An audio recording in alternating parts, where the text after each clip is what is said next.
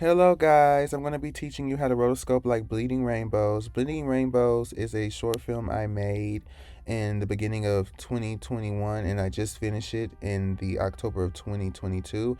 And the animation is a mix between 2D animation and rotoscope. So I will be teaching you how I do this. So I have a scene, it's something that you saw in the beginning of the video. It's the sky and it's like clouds at a park that I went to when I first came to Chicago. And so for the clouds, I'm using yellow color and I'm sticking to the yellow color, and I will be moving in different hues and shades of that same yellow color to sort of give the cloud depth. Anytime I decide to sit there and add a color to a certain piece of the film, and on the frames, I always like to stick to one color palette, and I also like to stick to a certain opacity. So I never go beyond 40 or 50 because I want to make sure that there's overlay, because the overlay adds to the effect. And so you can see here, I'm playing around with the controls, and you can see that is the light spots right there at the edge of the clouds. You always want to look at your light values and your dark values, because the thing about the light values and dark values is when you rotoscope like this, basically you're oversimplifying those. You're magnifying them almost, sort of, I guess you could say, emphasizing those values. And so anytime you see light areas of a certain thing that you're rotoscoping over, you want to look at that and you want to go over that specific area. And then the dark values, you want to also go over those specific areas, and you just play around with it. Make sure that you pay attention to the areas where it's mostly light and then the areas where it's mostly dark. And so that's the type of stuff that I really think about when I'm trying to create the animation. And so as you can see here, I'm picking a different hue. I like to always stay in that one area, play around with it. And then I'm going into my dark areas.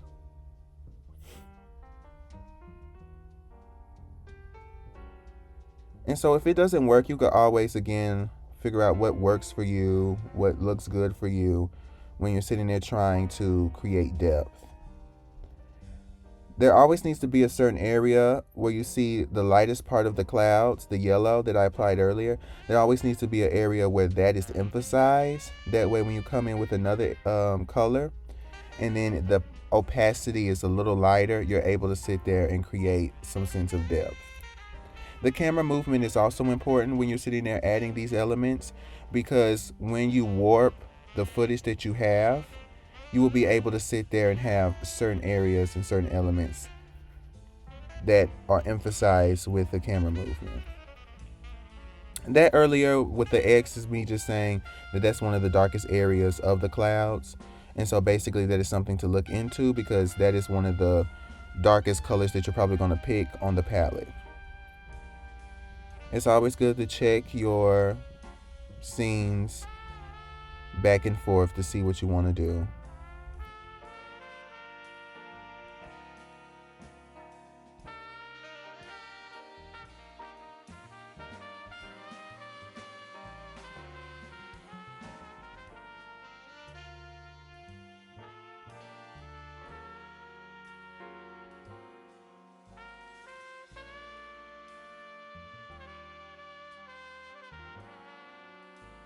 And when I first came up with this method of animating, I'm not someone who's revolutionary in the sense of rotoscoping, but when I first decided to do something like this, I really focused not only on the camera movement, but just on how I wanted to show the textures underneath the marker that I was applying to the footage.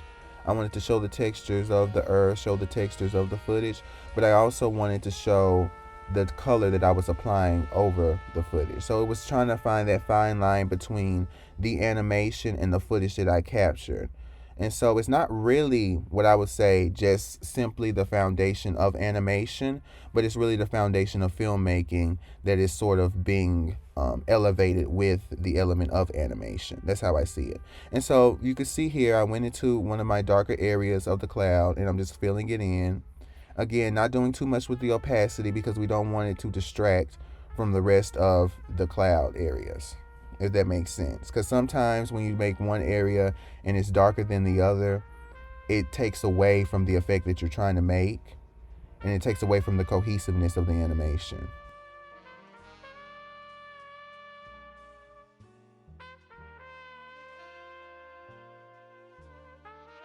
It's coming together.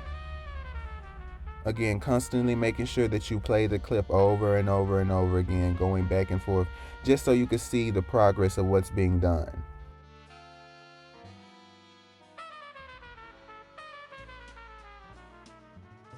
Still in the yellow, playing around with the dark area, and then we're going into the dark areas of the cloud.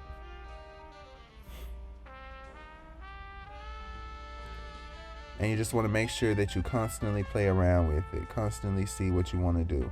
Again, the opacity is not going above at least 40, but really I would say above 30.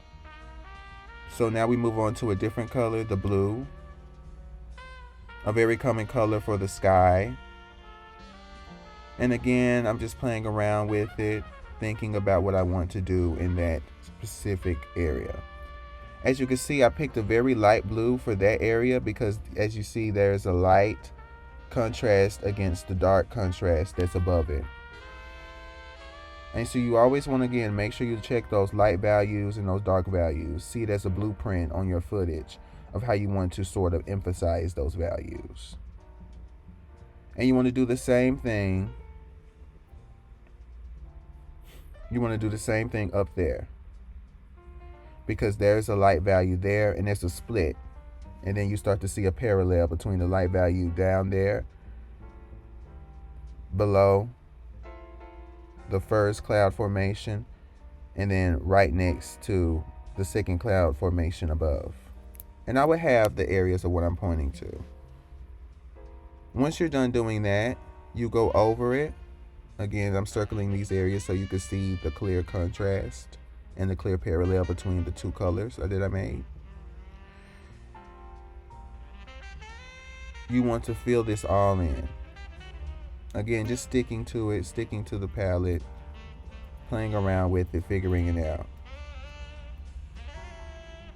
Now, when we add the dragon, we always want to add an extra layer onto the stop motion app, because as you can see, when I'm starting to draw that area, starting to draw the formation for the dragon, I'm able to sit there and pull it up step by step because it's its own layer. If it was still on that same layer where I did all of my clouds and the foundations of that scene, then everything would have been moved. So you always got to pay attention to the layers, because I've made mistakes where I didn't pay attention to the layers that I added, and I ended up having to do something different, which is never fun, but it happens when you're an animator.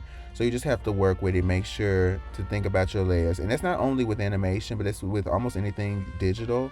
Especially digital artists could sit there and tell you that you have to look at the layers, have to make sure you look at the certain elements that you're applying to your work, because there could be certain tools that you miss, certain things that you miss that is crucial to the fluidity of that work. And so it's just something that you have to think about. I decided to make a red creature, just filling it in frame by frame. I added those little motions, the wings, the little weird tail. That's what I came up with. And again, all you're doing is just applying over and over again to that one layer.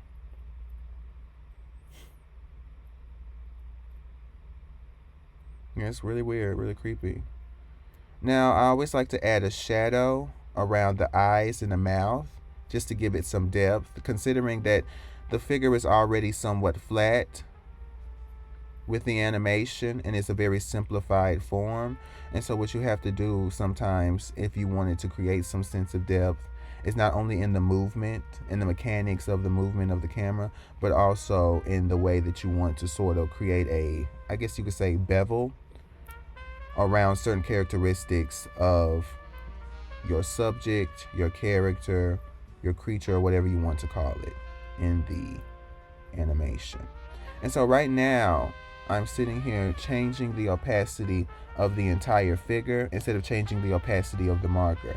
When you change the opacity of the entire figure, you're able to sit there and see what's under it on its layer, and then you're able to sit there and erase the parts that you want to erase.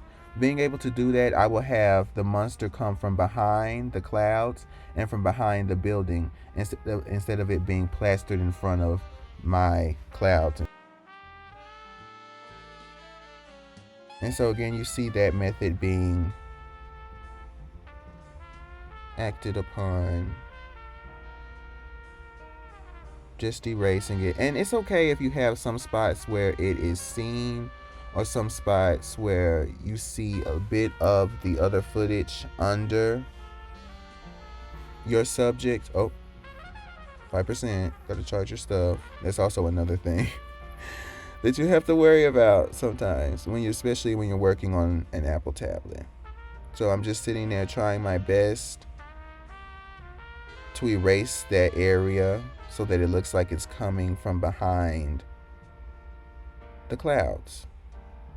I also decided on the edges where it is coming out of the clouds, as you can see from the head and also from the body that's underneath. I also like to add the overlay, constantly looking at the overlay, and all you have to do is make the opacity super light, and that way when you sit there and tap over and over again, it creates a nice effect. And I put it at those edges where you see the monster coming in and out of the cloud. That way when it's in motion, it looks like it's sort of a portal. I also added a extra layer of white blue on those extra layers of that side of the cloud and that side of the cloud. That way you're able to sit there and see sort of a portal movement is what I was going for. And so you can see now that the dragon, the monster, is behind these subjects, behind these elements, which is always important. In terms of the lighting of the monster, it's when really thinking about lighting, I always have to tell myself, what do you think it would look like? I always have to look at the light source, considering that the light source is coming from up and it's not coming necessarily downward. I always think about, okay, the closer this thing is to the light, the lighter the source is. And so you're just constantly playing around with light, constantly playing with overlay on your subject, thinking about that, thinking about what you want to do, how you want to execute that in that environment. If it's the light source coming from behind, then how would that look? If the light source coming from above you, how would that look? Are we in an environment where the light source is scattered around because there's sun going through trees, and that sort of creates splish splashes of certain aspects of light? Is it fluctuating light? Is it what I would call manufactured light, which means like the light post that you would see in the middle of the night, or the street lamp that you would see? Is it controlled light where it's a clear cutoff between the lightness and the darkness? Or is it bleeding light or mixing light where one light fades into the darkness, which is something that I will go into in another video about the specifics of that. But there's always something that you want to think about when you really are trying to shade your characters and trying to shade the environment. You want to think about how am I able to sit there and make a cohesive animation, and how am I able to, the tricky part, get something that I animated onto versus the rotoscope that I animated onto. How am I supposed to sit there and make that character that I animated onto the rotoscope footage, how am I going to make it look like it's in that world instead of it's just pasted onto that world? And so there's certain things that you have to think about, certain elements that you have to think about with lighting, with movement, with those characteristics, to elevate that illusion or to make that look a little bit more realistic. I added another layer for the shadow because I wanted the shadow to come on the side of the monster to sort of make it look like a shadow going across the screen. That was just the idea that I came up with. And so again, always focusing on the layers, always focusing on those details. Make sure that that's something that you think about when you want to execute your animation. And so now all I'm doing as I go frame by frame is making the opacity darker and putting it around the dragon, around the monster, and around the shadow blob, because I want it to get darker when the monster comes in and then lighter when the monster goes out. So the monster appears and then it's lighter. You go down, constantly playing with it. It gradually gets darker and then it gets lighter when the monster finally leaves. I decided to sit there and go over that shadow blob across the screen again because I felt like, considering that I made the environment darker, that it no longer had the same effect. And it's always good to look at certain things, certain elements in your animation. I didn't really sit there and talk about the buildings that you see on the side because, as if you notice that the buildings on the side were brown and they were rotoscoped over, it's basically the same thing. Rinse, repeat of overlay. Make sure your opacity is good. Play around with the opacity. Play around with the color. I use highlights that are the same with the dragon, with the yellow, and with the orange to create a sort of lighting effect. And so it's always important to sit there and have that as an element within your animation and just pay attention to that. That's what I did when I made Bleeding Rainbows.